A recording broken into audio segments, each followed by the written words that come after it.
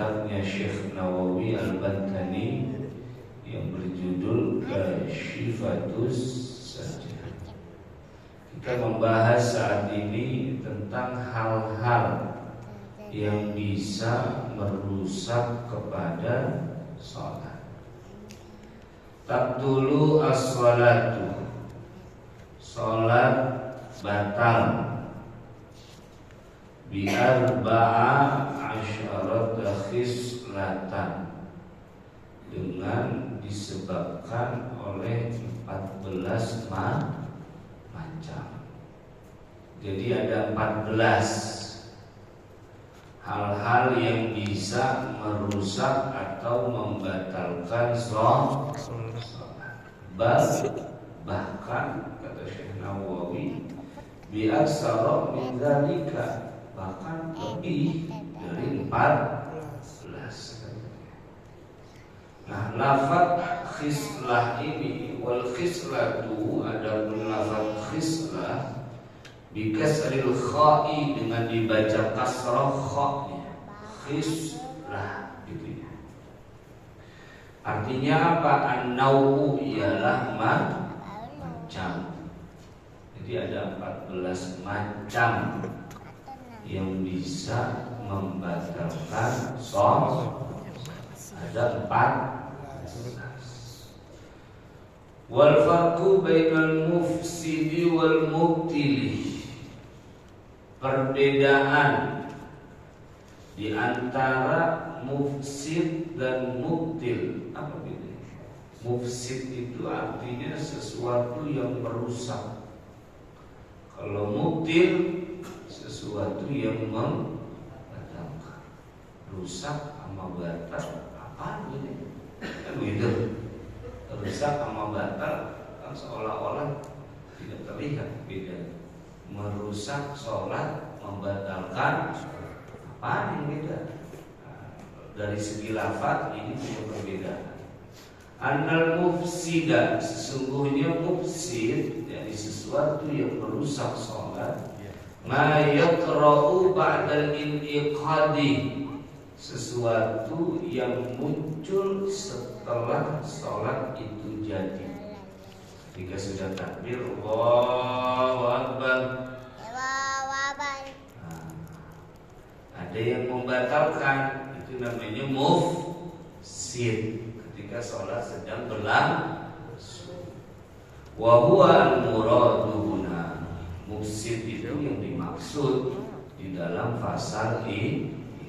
Yang kita bahas ya mufsid ini, bukan mubtil. Sementara mubtil itu artinya apa? Wal mubtilu. Sementara mubtil, sesuatu yang membatalkan sholat, itu apa artinya? Ma yamna'uhu, sesuatu yang menghalangi kepada jadinya sholat. Ya. Kalau mufsid itu lagi berlangsung, kalau mubtil itu sebelum terlaksananya sholat. Itu bedanya lafaz mufsid dengan lafaz mubtil. Kalau mufsid ketika orang sudah takbiratul ihram, Allahu Akbar, kentut, berarti sholatnya apa? Mufsid disebut ini. Tapi kalau semisal belum takbir, habis ngambil dulu dia kentut, itu namanya mubtil. Itu bedanya. Beda antara mufsid dengan mubtil. Mufsid artinya sesuatu yang merusak, mubtil artinya sesuatu yang membatalkan. Maksudnya mufsid itu apa tadi? Ketika sholat sedang berlangsung, di tengah-tengah sholat dia kentut, batal. Atau tadi kalau mubtil sebelum sholat, begitu ya, itu bedanya. Kalau Asy-Syarqawi mengatakan kepada keterangan tersebut, Asy-Syarqawi siapa? Imam Asy-Syarqawi.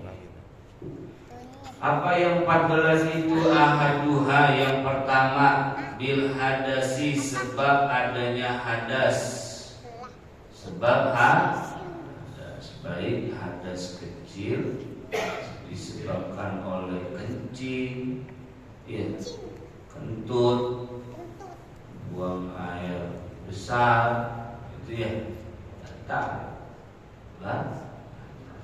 Nah, hadas yang dimaksud di sini adalah hadas kentut yang dilakukan pada saat dia sholat. Al-mufsid ini, walau bila qasdin, sekalipun tanpa sengaja. Batal sholat. Maksudnya sengaja kagak. Ada alasan gitu. Sholatnya tetap batal karena itu bagian dari mufsid, hal-hal yang merusak sholat. Sholat urusan kentut, saya ada sengaja. Agak ada alasan sengaja apa kagak.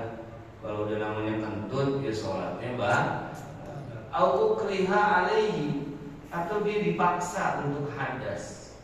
Seperti apa dipaksa hadas? Ka'an askusirabat nuhu, seperti contoh diperes perutnya. Fakharaja, kemudian keluar hadasnya.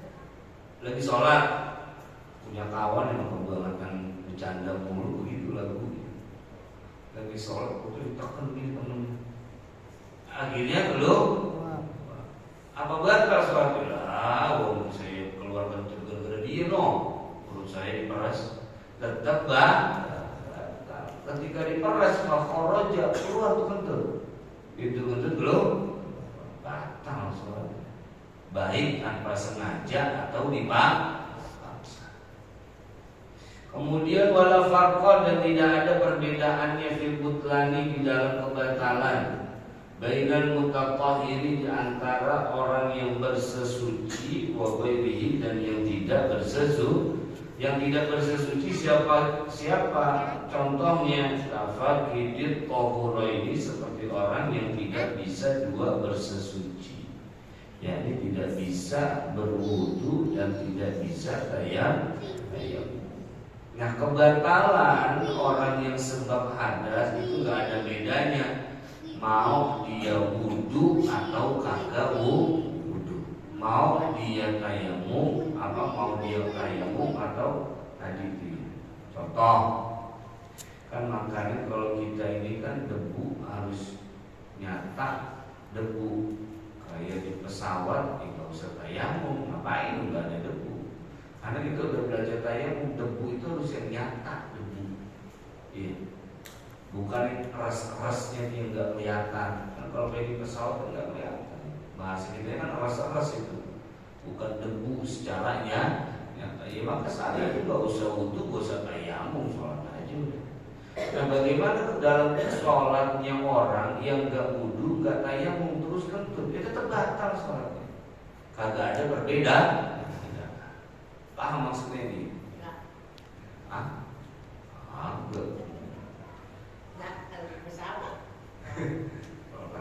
Kalau kata proyek.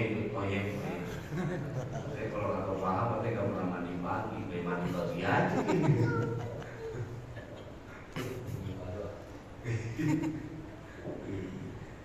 Jadi kan ada yang namanya fakidit tahuraini. Fakidit tahuraini itu artinya orang yang nggak bisa wudu dan nggak bisa tayamum. Contohnya di kita realnya seperti apa? Di kereta sama di pesawat. Wudu air dari mana? Tayamum debunya mana? Kan gitu. Sementara masuk waktu sholat udah masuk, pesawat bisa diberhentiin, suruh turun ke rest area. Lot, turun lot. Lot ini bukan bolot, pilot. Lot, turun mau sholat, bisa. Kereta, nis, berhenti dulu nis, masih nis. Mau bisa, kak? Wudu kagak bisa, tayamum kagak. Sementara waktu sholat sudah masuk. Di HP kan kadang-kadang ada tuh waktu sholat. Waktu maghrib sudah masuk. Kan begitu. Air kagak, debu kagak. Ya udah sholat. Allah sholli fardhu maghrib, ya Allahu akbar. Itu namanya fakidut tahuraini, orang yang tidak tidak bisa dua bersuci. Begitu ya, tidak bisa dua bersuci, tidak bisa wudu dan tidak bisa tayamum. Begitu ya. Nah, bagaimana sholatnya orang yang tidak wudu dan tidak tayamum gara-gara sebab tadi? Maka ketika kentut ya batal juga sholatnya, walaupun sebelumnya gak wudu dan gak tayamum. Gitu ya. Paham ini?